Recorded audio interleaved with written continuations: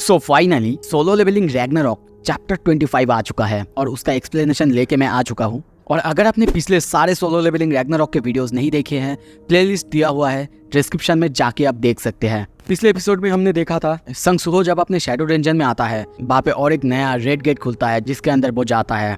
अब आगे एपिसोड के शुरू में हम संग सुहो, बेरू, एसिल और ग्रे को देखते हैं। वो लोग सामने देख के बहुत ज्यादा चौंके हुए हैं। सुहो कहता है नो वंडर, इसी वजह से गेट से सैंड बाहर आ रहा था।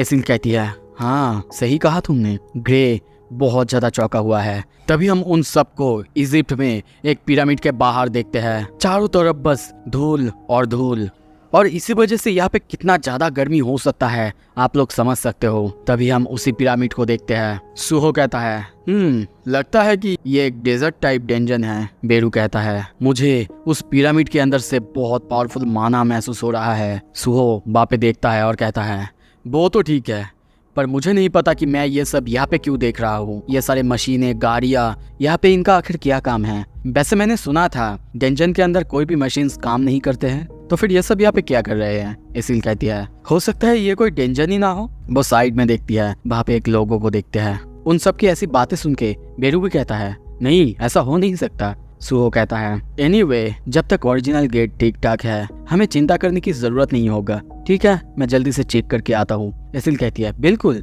एक बार अच्छा के चेक करके आइए। तभी वो जाता है और इंस्टेंटली वापस आता है। उसको इतना जल्दी आते हुए देख के एसिल कहती है कैसी थी यंग मुनक? सुहो को हम बहुत चौंका हुआ देखते हैं। वो कहता है द गेट वो जा चुका है। तभी सीन शिफ्ट होता है। हम बाहर और एक जगह पे देखते हैं। वहाँ पे भी सब चौंके हुए हैं क्योंकि वहाँ पे जो गेट थे वो डिसअपेयर हो रहे हैं। वो लोग कहते हैं गेट डिसअपेयर हो रहे हैं, इसका मतलब क्या है? क्या इसका मतलब है बॉस वो मर चुका है? और एक बंदा कहता है पर वो तो अब तक बाहर नहीं आया है ना, हमें जल्दी से जल्दी इमरजेंसी कांटेक्ट करना ही होगा। सीन शिफ्ट होता है। हम तभी उसी पिरामिड के अंदर बहुत सारे लोगों को देखते हैं जो कि हथियार निकाले हुए हैं क्योंकि उनके सामने सुहो और उसकी टीम है। सुहो उनको देखता है और सोचता है हम लोग पिरामिड के अंदर आ चुके हैं। थैंक गुडनेस कि यहाँ पे लोग हैं। शायद ये लोग ही थे जो कि यहाँ पे गाड़ियाँ चला के आए हैं। उसके सामने हम उन्हीं सारे हंटर्स को देखते हैं। वो सोचता है वैसे इनको देख के लग रहा है ये लोग इंग्लिश में बातें कर रहे हैं, क्या मैं कोई अलग देश में आया हूँ? और वो कहता है वैसे मैं कहाँ हूँ? और सोचता है ये बहुत अच्छा हुआ कि मैंने अपनी फ्री टाइम में इंग्लिश बोलना सीख लिया था। उसको देख के एक बंदा सोचता है एक हंटर, यहाँ तक कि अब सिर्फ स्कैवेंजर गिल्ड ही नहीं बल्कि पूर्व दिशा से भी लोग आ रहे इस लैंड को, इस जगह को क्लेम करने के लिए। दूसरा बंदा कहता है हाउ ट्रबलसम, मुझे पता नहीं था इतने सारे बग्स यहाँ पे आएंगे। उसकी तरफ देख के तभी वो सोचता है पास्ट में वो किसी एक बंदे की बात सोचता है। उसने कहा था ग्रैनी ने एक प्रोफेसी की थी, जिंदगी जो कि मौत से पैदा होगा, जो कि शैटर्ड सील से अपेयर होगा, वो एक टॉम्प में अपेयर होगा जिसके अंदर पावर होगा मुर्दों को जगाने की। उसके बाद वो एक बंदे को कहता है उसके ये प्रोफेसी करने के बाद ये फील्ड टाइप डंजन इजिप्ट में अपेयर हुआ था जो कि बिल्कुल उसकी प्रोफेसी से मिल रहा है। जाओ अब उसे क्लेम करो। वो बंदा कहता है ये सब कुछ तो ठीक है सर, पर अगर उसे क्लेम करने जाओ और बाकी हंटर्स भी वहाँ पे आ जाए तो मैं क्या करूँगा? ये सुन के वो कहता है तुम ये मुझसे क्यों पूछ रहे हो जैसे कि तुम्हें कुछ पता नहीं है? वैसा ही करो जैसे कि स्कैवेंजर गिल्ड करते हैं। और ये बातें याद आते ही वो बंदा सुहो से कहता है तुम जो कि बाहर हो, तुम एक हंटर हो है ना, जो कि इस डंजन को क्लेम करने आए हो। ओके, मुझे तुम्हें एक फाइनल वार्निंग देने दो। ये सुन के सुहो सोचता है क्या डंजन, इसका मतलब ये जगह एक डंजन है? वो बंदा कंटिन्यू करता है अगर तुम इस जगह को अभी के अभी छोड़ दोगे तो मैं तुम्हें जाने दूंगा। उसकी ये बात सुन के वो सोचता है वो बहुत ज़्यादा एग्रेसिव है। अगर ये एक डंजन है तो फिर मेरे पास कोई चॉइस नहीं है इसे कॉन्क्वर करने के अलावा, क्योंकि मुझे अपना अर्जेंट क्वेस्ट क्लियर तो करना ही है। और इसीलिए वो कहता है और अगर मैं मना कर दूँ तो? वो कहता है ओह तो तुम वो जानना चाहते हो? ये सिंपल है, मैं बस तुम्हें मार डालूंगा। और तभी हम देखते हैं वो अपने हथियार से सुहो पर एक खतरनाक अटैक करता है जो देख के एसिल, ग्रे सब चौंक जाते हैं। यहाँ तक कि दूसरा जो हंटर था वो भी चौंक जाता है। पर तभी वो बंदा जब अटैक करता है सामने देखते हुए चौंकता है। वो देख रहा था क्योंकि हम देखते हैं सुहो को कुछ भी नहीं हुआ है। उसने उस बंदे की अटैक को आसानी से डॉज कर लिया है और उसे देखते हुए अब वो भी फाइट करने के लिए तैयार है और कहता है याद रखना तुमने पहले अटैक किया था, समझ गए। और तभी वो उसके पेट पे, उसके आर्मर पे जोरदार एक पंच करता है, जिसकी वजह से वहाँ पे बहुत खतरनाक एक साउंड होता है और वो बंदा लगभग ज़मीन से ऊपर उठ जाता है। सूहो सोचता है मैं बता नहीं सकता इसको मैंने आखिर कितना ज़्यादा डैमेज किया है, क्योंकि मेरा स्ट्रेंथ वो बहुत ज़्यादा इंक्रीज हो चुका है, पर मैंने उसके आर्मर को ही हीट किया है, तो फिर मुझे नहीं लगता कि वो मर जाएगा, है ना।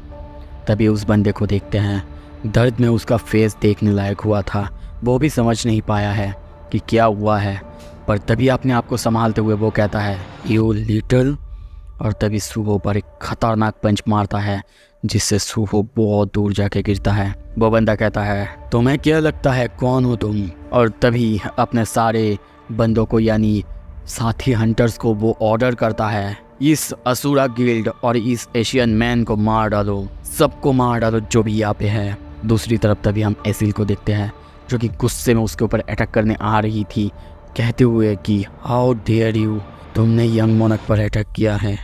दूसरी तरफ सारे बंदे अब ये देख के कहते हैं तो फिर ये एक बैटल है ना। वो सब भी लड़ने के लिए तैयार होते हैं। सूहो को देखते हैं, वो अपने आप को संभालता है। बेरू कहता है यंग मोनक अब ठीक तो है ना। वो कहता है हाँ बिल्कुल ठीक हूँ। इन सब को देख के लग रहा है हंटर्स अब इन सबको एक दूसरे से फाइट करना ही होगा, और अगर मुझे अपना अर्जेंट क्वेस्ट क्लियर करना है तो मुझे भी इन सब से फाइट करना ही होगा। बेरू कहता है लगता तो ऐसा ही है इस रेड के लिए यंग मोनक। तभी सूहो लड़ने के लिए तैयार होता है और कहता है अभी के लिए मुझे जितना लग रहा है वो गिल्ड और वही आदमी जिसके पास आर्मर है वो मेरा एनिमी है।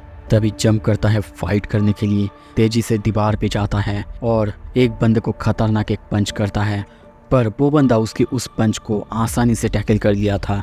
उसकी तरफ देखता है, हंसते हुए कहता है सरप्राइजिंग, और तभी वो उस पर हमला कर देता है और कहता है किसने सोचा था तुम्हारे जैसे कमज़ोर हंटर स्कैवेंजर गिल्ड के अगेंस्ट खड़ा हो सकता है। शायद तुम्हें तुमसे ज़्यादा ताकतवर जो है उसकी बात सुन लेनी चाहिए थी। अब सूहो सोचता है मैं इसे नॉकआउट करना चाहता था, पर इसने मेरे अटैक को आसानी से टैकल कर लिया है। आखिर ये सारे बंदे कितने ज़्यादा टफ हैं। तभी अपने हाथ को मजबूत करता है और सोचता है कि अभी ठीक होगा अगर मैं उसे यूज़ करूँ तो। और तभी पास्ट की बात सोचता है, उसकी एक ही बार में वो सी रैंक का मॉन्स्टर यानी वो स्पाइडर पूरी तरह से मर गया था, और सोचता है अगर मेरी अटैक से ये मर गया तो। तभी वो उस पर अटैक करने चाहता, पर वो बंदा आसानी से उसके अटैक को टैकल करता है, पर तभी वहाँ पे एक और बंदा आता है और उस बंदे के गले से स्लैश करता है, जिससे वो बंदा वहीं पे मर जाता है। सुबह उसे देखते हुए कहता है थैंक यू। वो बंदा कहता है मैं तुम्हें देख रहा था जब तुमने रैंडोल्फ के अटैक को डॉज किया था, तुम सच में काफ़ी इम्प्रेसिव हो, पर थोड़ी देर पहले तुमने जो हेजिटेशन दिखाया और जो तुम डर रहे थे किसी और को मारने के लिए, मर्डर करने के लिए, ये ठीक नहीं था। मैजिक बीस्ट, तुम्हें ये पता होना चाहिए ये दुनिया अब ऐसा हो चुका है, यहाँ पे सिर्फ मैजिक बीस्ट नहीं जो कि इंसानों का, हंटर्स का दुश्मन है। तुम्हें अपने आप को हमेशा तैयार रखना होगा अगर तुम डेंजरस पीपल लाइक लिजर्ड्स और फॉल्स रैंकर से अपने आप को बचाना चाहते हो तो। सूहो ये बात सुनता है और उसी हंटर की तरफ देखने लगता है। वो बंदा कहता है मैंने भी पहले सोचा था कि मैं अपनी जी जान लगा के लड़ूंगा, पर यह इनफ नहीं था जब तक कि मुझे ये पता ना चला मुझे यहाँ पे इस दुनिया में अगर काम करना है तो मुझे मारना ही होगा। सूहो सोचता है अब तक मुझे ये कभी फील नहीं हुआ था कि मुझे किसी को मारना होगा। यहाँ तक कि जब मैंने हाइना गिल्ड से फाइट की थी तब भी मैं उन्हें आसानी से रोक पाया था, वहाँ पे मुझे मारने की ज़रूरत ही नहीं थी। पर कितने दिन ये सिचुएशन कंटिन्यू होता रहेगा, सिचुएशन जहाँ पे मैं मर जाऊँगा अगर मैं किसी को नहीं मारूँगा तो, ऐसा सिचुएशन जहाँ पे मैं किसी को प्रोटेक्ट नहीं कर पाऊँगा अगर मैं किसी को नहीं मारूँगा तो। मैं अपने पुराने थॉट्स को भी अपने इस दुनिया में, नई दुनिया जहाँ पे कैटाक्लिज्म हो चुका है, वहाँ पे रख रहा हूँ, जो कि बिल्कुल सही नहीं है। मैं सब कुछ के बारे में भूल चुका था, मुझे बस लेवल अप करना था। पर अगर मुझे सच में लेवल अप करना है तो फिर मुझे ये भूलना होगा कि मैं किसी को मार नहीं सकता। ऐसे ही तो मुझे ली मिनसंग को मारना होगा।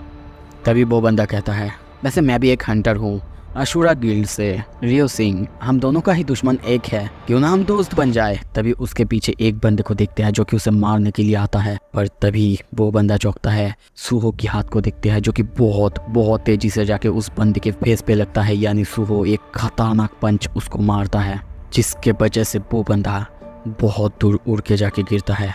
वहाँ पे हमें दिखाया जाता है सूहो ने अपनी रूलर्स अथॉरिटी लेवल 2 का यूज़ किया था और उसे मारते हुए अब सूहो कहता है मैं अब से हेजिटेट नहीं करूँगा, और उस बंदे को देखता है जो कि जाके गिरता है सीधा रैंडॉल्फ यानी मेन बंदे के पास। उसकी ऐसी हालत देख के रैंडॉल्फ भी सोचता है उसने लगभग एक बी रैंक के टैंक को एक ही हिट में मार डाला था।